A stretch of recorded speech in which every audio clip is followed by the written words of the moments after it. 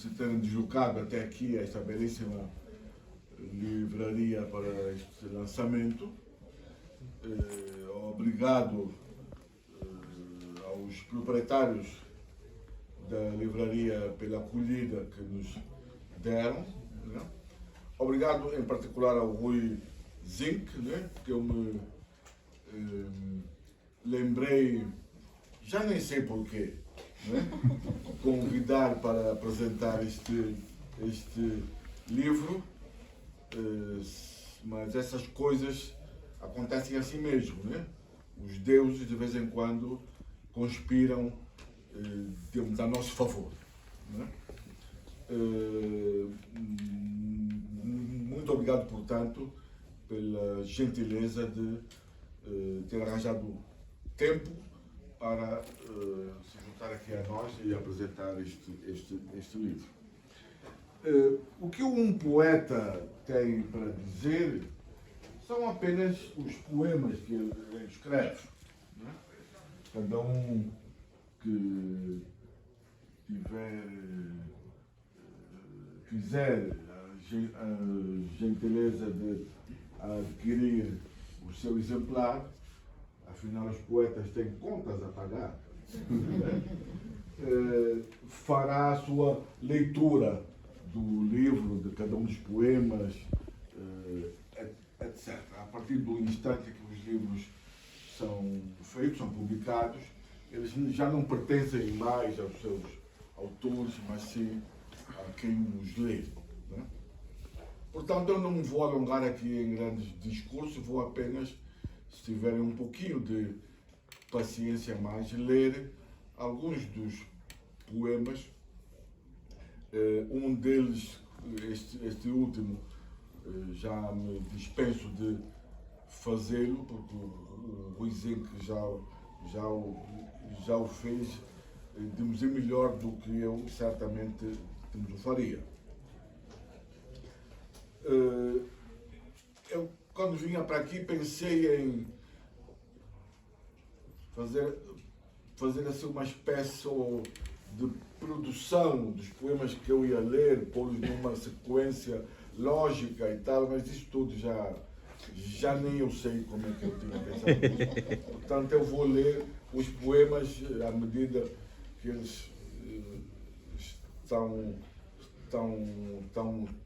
ordenados aqui no livro, né?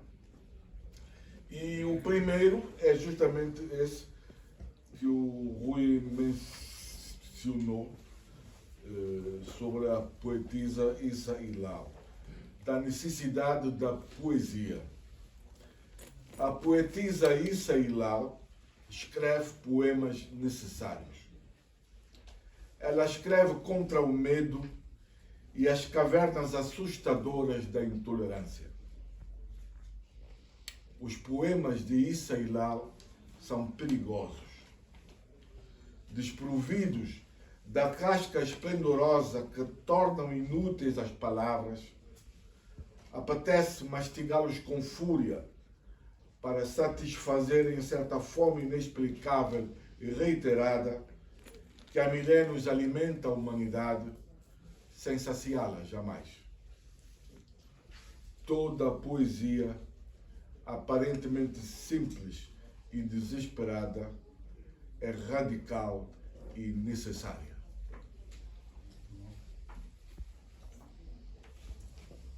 Um poema um pouco longo, mas lá está, necessário para estes tempos que vivemos. Tirem o joelho do nosso pescoço. Tirem o joelho do nosso pescoço.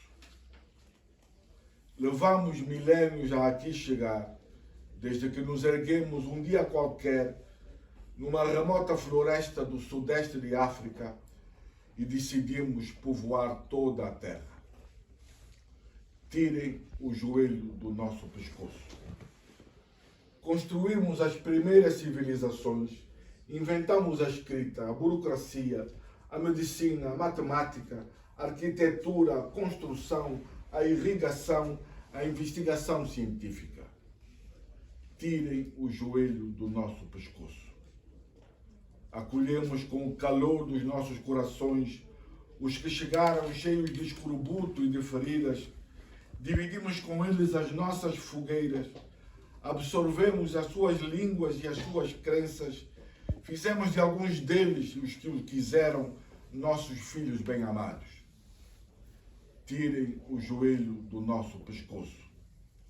Fomos traídos, capturados, forçados a atravessar o mar sem fim em sujos e bafientos porões, a partilhar cultos e inventar novas línguas para sobreviver à medonha travessia até ao perfeito desconhecido. Tirem o joelho do nosso pescoço. Resistimos, mas não só.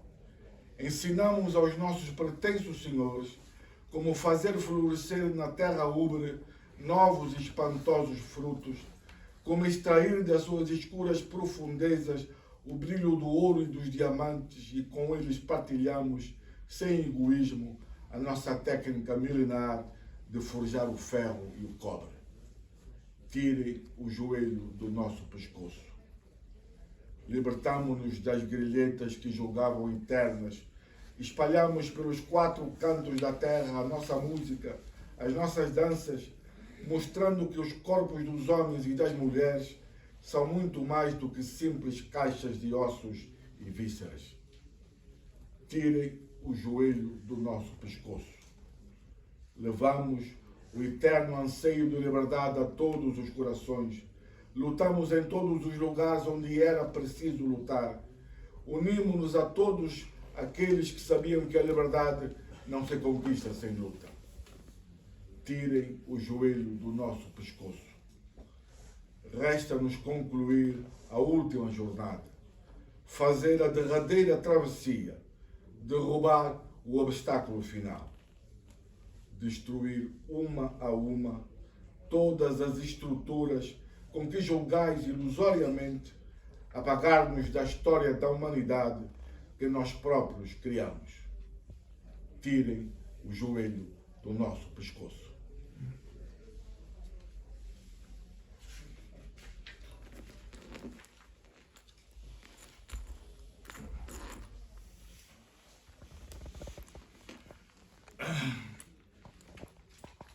Este poema chama-se Na Morte de Bruno Candé.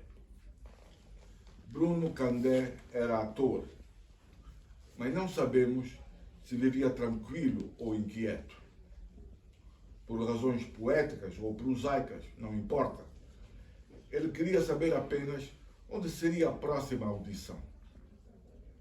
Bruno Candé tinha 3 filhos, cujos nomes talvez tivessem algum significado, enigmático ou comezinho, mas que os jornais não julgaram importante noticiar. Bruno Candé estava longe da terra natal dos seus ancestrais, num país que julgava seu, pois ajudara a construí-lo há séculos, mas afinal não era. Bruno Candé era negro. Bruno Candé morreu com 4 tiros raivosos, abatido como um cão, numa tarde ensolarada, dizem, numa desconhecida cidade europeia, longe do olhar de Deus. Anotem, pois, o nome desse lugar ignar, Moscavide, para que a morte de Bruno Candé Marques não seja engolida pelo buraco negro do tempo e ou da hipocrisia da história.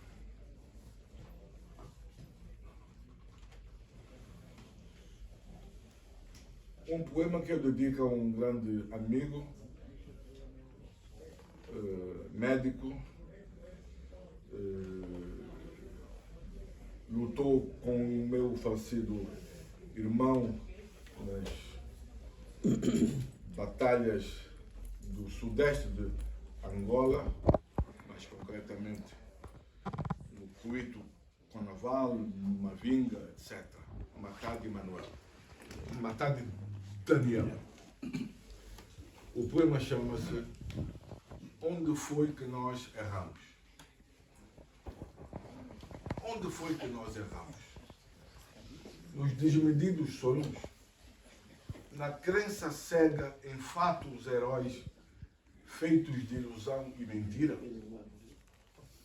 Na triste presunção da vitória? No histórico fogo de artifício? Nas leis e ferramentas que depositamos nas suas mãos para que nos guiassem rumo ao novo mundo?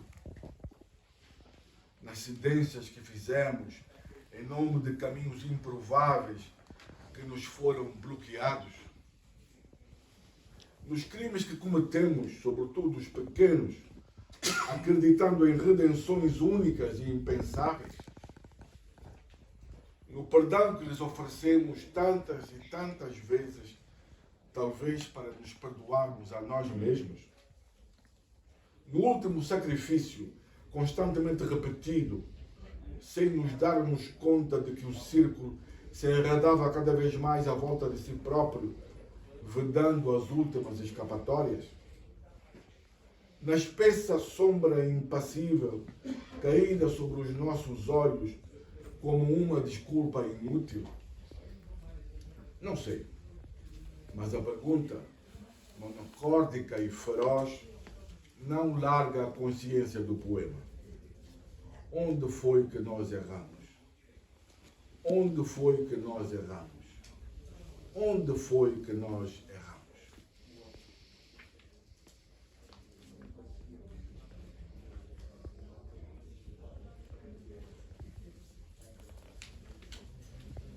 Para fechar, um poema de amor. Afinal de contas,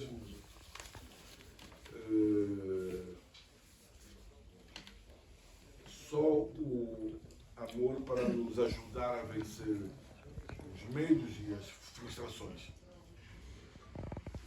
Diário. Eu amo-te, tu amas-me. E nós amamos tudo o que nos rodeia.